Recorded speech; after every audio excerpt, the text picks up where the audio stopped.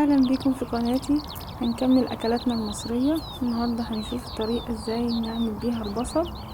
الناس اللي بتحب تاكل البصل بلاش البصل الابيض ونستخدم دايما البصل الاحمر، بيبقى اقل ريحة وكمان بيبقى بارد مش سخن. فهحتاج ليمون، يعني حبيتين او 3 حبات من الليمون. البصل بقطعه زي كده، بشيل الجزء ده اللي هو بيبقى فيه الريحة فيه قوية، بشيله كويس زي كده. وبعدين بقطعه شرايح وبحطه في الطبق بتاعي.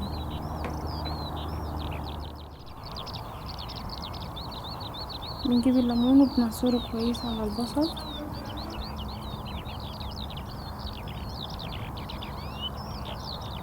لو حابه تحط القشر برضو مفيش مشكله. وقشر الليمون طبعا مش بنرميه لان انا مش لابسه الجلافز دلوقتي، فلو مش معانا الجلافزات بستخدم قشر الليمون، بنضف بيه ضفري كويس وصوابعي بتطلع منه ريحه البصل، ومبقاش في اي ريحه بصل تاني خالص في ايدينا. هنا بعد ما خلصت عصير الليمون بحط معلقه من الملح، معلقه كبيره، وبحركه الليمون مع الملح كويس جدا لغايه ما يدوب الملح.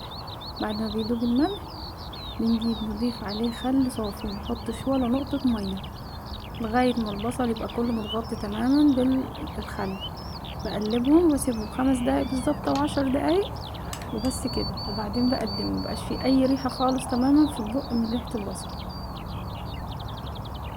جربوا الطريقة دي هتعجبكم ان شاء الله، مش هيبقى فيه اي ريحة للبصل،